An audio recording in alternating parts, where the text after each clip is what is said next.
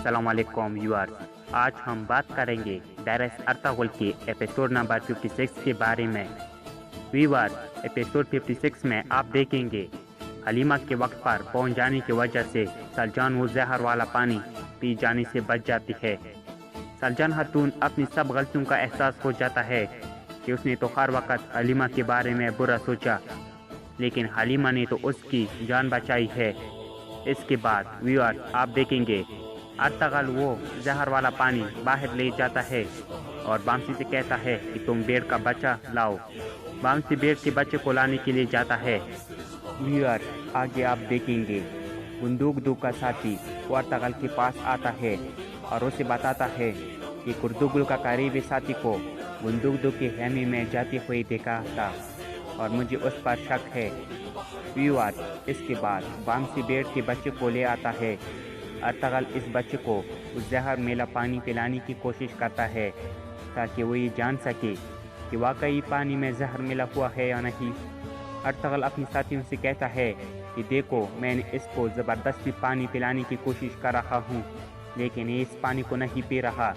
इसका मतलब ये है कि इस पानी में जहर ही मिला हुआ है। अर्तागल के सब साथी उसे कहते हैं कि अर्तागल भाई, आप फिक्र ना करें, हम अभी ज़री खान को पकड़ कर लाते हैं। अर्तागल उससे कहता है कि ये काम तुम्हें बहुत ध्यान से करना होगा, क्योंकि अगर कुर्दुगलू को इस काम की खबर हो गई तो वो ज़री खान को जान से मार देगा। और दूसरी जानिब कुर्दुगलू टाइटू से कहता है कि तुम मेरा सिर्फ एक काम कर दो कि तुमने ज़री खान को कत्ल कर देना है, कि अगर वो पकड़ गया तो गद्दारी का इल्ज़ाम सिर्फ मुझ पर आएगा। नाज़रीन आगे आप देखेंगे अर्तागल के साथी जब वो ज़री खान को ढूंढते हैं, लेकिन उन्हें ज़री खान नहीं मिलता, जिसकी वजह से वो जंगल में आते हैं। लेकिन जैसे ही वो ज़री खान को पकड़ने लगते हैं, सलीबी सिपाही उन पर हमला कर देते हैं और इसी दौरान सलीबी सिपाही ज़री खान को कत्ल कर देते हैं और कुर्दुगलू के खिलाफ मिलने वाला सबूत वहाँ पर ही मिट जाता है, क्योंकि यही वो सबूत था जिसकी वजह से वो कुर्दुगलू को बेनकाब कर सकते थे। और दूसरी जानिब जब कुर्दुगलू कबीले में वापस आता है तो अर्तागल इसका रास्ता रोक लेता है। कुर्दुगलू इससे कहता है कि भतीजे, अब मुझ पर शक करोगे। अर्तागल कुर्दुगलू से कहता है कि कहाँ से आ रहे हो कुर्दुगलू चाचा। इसके बाद कुर्दुगलू अर्तागल से कहता है कि तुम्हारी लाइफ हुई मुसीबतों की वजह से मुझे जगह जगह और सिपाहियों को जाना पड़ता है, बस उन्हों की निगरानी करने गया था, तुम कब मुझ पर शक करना छोड़ दोगे। जिसके जवाब में अर्तागल कहता है कि मैं उस दिन तुम पर शक करना छोड़ दूंगा चाचा, जिस दिन तुम अपने गुनाहों की सज़ा भोग दोगे।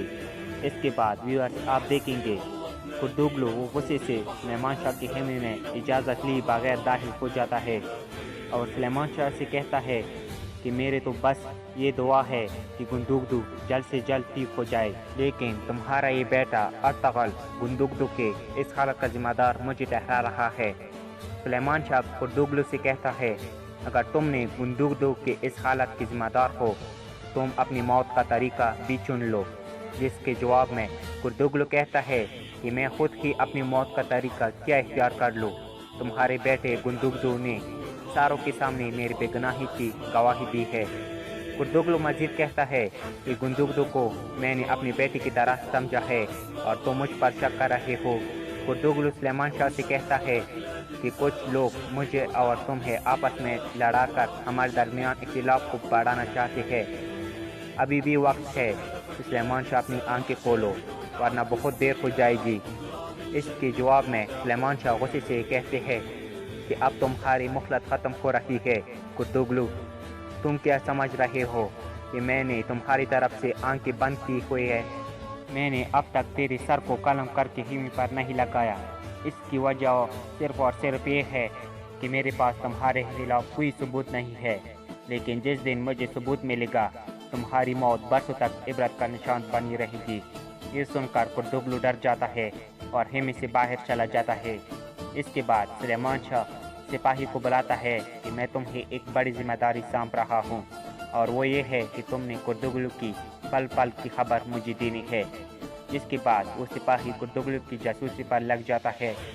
ویور آگے آپ دیکھیں گے حلیمہ شہزادہ یگت کے کمرے میں جاتی ہے، لیکن وہاں پر شہزادہ یگت نہیں ہوتا۔ حلیمہ اسے ہر طرف ڈھونڈتی ہے، لیکن شہزادہ یگت اسے کہیں بھی نہیں ملتا۔ حلیمہ قبیلے کی سپاہی سے پوچھتی ہے کہ آپ نے شہزادہ یگت کو دیکھا ہے؟ وہ سپاہی اسے بتاتا ہے کہ شہزادہ یگت اپنے گھوڑے پر سوار ہو کر قبیلے سے باہر گئے ہیں۔ حلیمہ اس سے پوچھتی ہے کہ آخر اس کی کیا وجہ ہے؟ وہ سپاہی حلیمہ کو کہتا ہے کہ ہم نے شہزادہ یگت اور 2 سپاہی کو قلعے جاتے ہوئے دیکھا ہے۔ حلیمہ یہ سن کر بہت ڈر جاتی ہے اور بھاگتی ہوئی سلیمان شاہ کے خیمے کی طرف جاتی ہے۔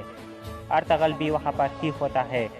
حلیمہ انہیں کہتی ہے کہ آپ کو تنگ کرنے کی معذرت چاہتی ہوں، لیکن شہزادہ یگت وہ قبیلے میں نہیں ہے، انہیں قلعے کی طرف جاتا دیکھا گیا ہے۔ تو ویورز، یہ تھا ڈائرس ارطغرل کی ایپیسوڈ نمبر 56 کے اوپر ہمارا ریویو۔ اگر آپ کو یہ ریویو پسند آیا ہو تو ضرور میرے چینل کو سبسکرائب کرنا اور ساتھ ہی دی گئی بیل آئیکن دبا کر اور پہ کلک کرنا، تاکہ آنے والی ویڈیو کی نوٹیفیکیشن آپ کو جلد ہی جلد مل سکے۔